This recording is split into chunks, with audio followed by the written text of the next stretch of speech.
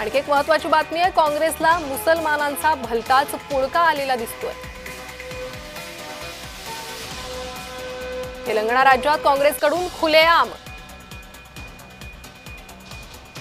तेलंगणाचे मुख्यमंत्री रेवंत रेड्डी यांच्या वक्तव्याने वाद भडकलेला आहे। काँग्रेसला मुसलमानांचा भलताच पुळका आलेला दिसतोय। तेलंगणा राज्यात काँग्रेसकडून खुलेआम मुसलमान तुष्टीकरण करण्यात आलेलं आहे।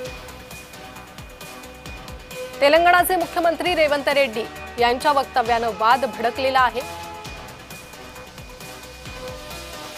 तर तेलंगणा राज्यात काँग्रेसकडून खुलेआम मुसलमान तुष्टीकरण करण्यात आले। तेलंगणाचे मुख्यमंत्री रेवंत रेड्डी यांनी वक्तव्य केले, त्यामुळे वाद भडकलाय। मैं रहमतनगर में भाषण दे रहे थे। मैं बोलने का मतलब मुसलमान का मतलब कांग्रेस, कांग्रेस का मतलब मुसलमान। आज कांग्रेस की ताकत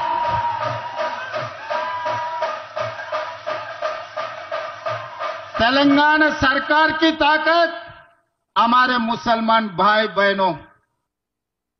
भाई कल मैं रहमतनगर में भाषण दे रहे थे। मैं बोलने का मतलब मुसलमान का मतलब कांग्रेस, कांग्रेस का मतलब मुसलमान। आज कांग्रेस की ताकत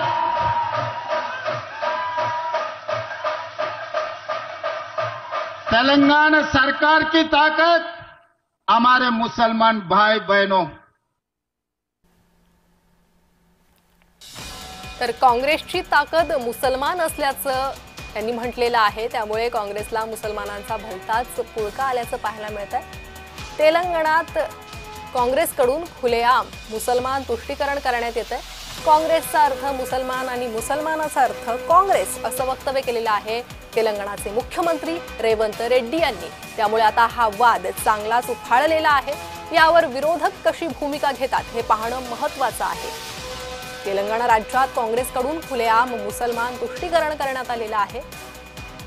रेवंत रेड्डी यांनी हे वक्तव्य केलं आणि त्यांच्या या वक्तव्याने आता वाद भडकला। मैं रहमतनगर में भाषण दे रहे थे। मैं बोलने का मतलब मुसलमान का मतलब कांग्रेस, कांग्रेस का मतलब मुसलमान। आज कांग्रेस की ताकत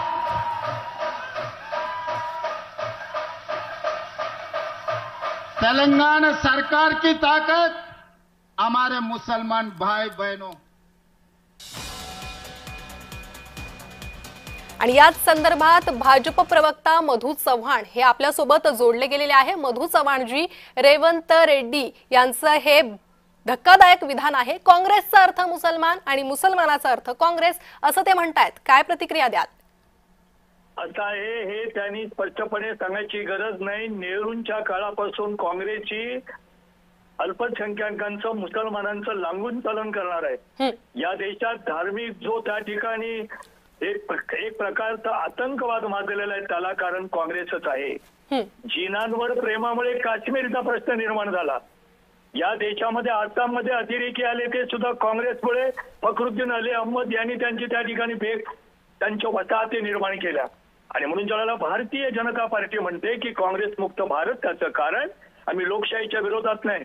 काँग्रेस या देशाला कलंक आहे, हिंदू विरोधी आहे, हिंदू देवदेवतांच्या विरोधी आहे, ते धर्माचा। आणि म्हणून राम जन्मभूमीचा प्रश्न असेल, कुठले प्रश्न असेल, आणि त्या ठिकाणी केलं। आणि त्याचप्रमाणे स्वर्गीय मनमोहन सिंग हे म्हणाले होते की देशाच्या संपत्तीवर पहिला अधिकार काँग्रेसचा आहे, म्हणून काँग्रेसची कलंक आहे।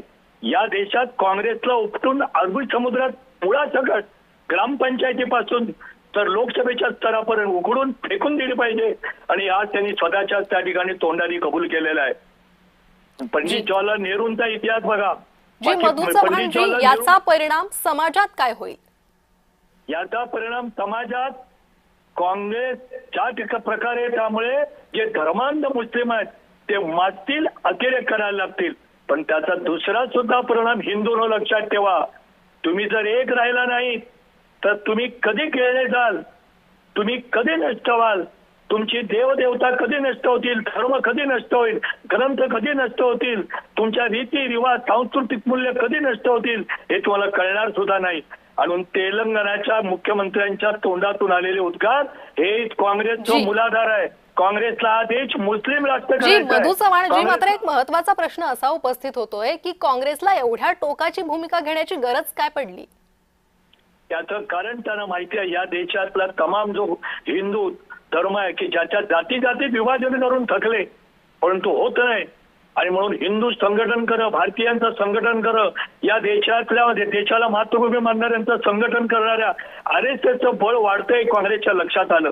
आणि म्हणून हा समाज आपल्या मागे उभा राहिला नाही तर एक गठ्ठा मुस्लिम आपल्याला मतदान मिळेल. आणि अशा तऱ्हेचं देशद्रोही नव्हे तर देशाला उद्ध्वस्त करणारं वक्तव्य त्यांनी केलेलं. आणि म्हणून एक काँग्रेसची विषवल्ली मुळात सकट फेकून दिली पाहिजे. जी मधू चव्हाणजी धन्यवाद, तुम्ही आमच्याशी संवाद साधला त्यासाठी. काँग्रेसची ही टोकाची भूमिका, तेलंगणात काँग्रेसनं खुलेआम मुसलमान तुष्टीकरण केलेलं आहे, मुसलमान मतांचं तुष्टीकरण केलेलं आहे. काँग्रेसला भलताच पुळका मुसलमानांचा आल्याचं पाहायला मिळतंय.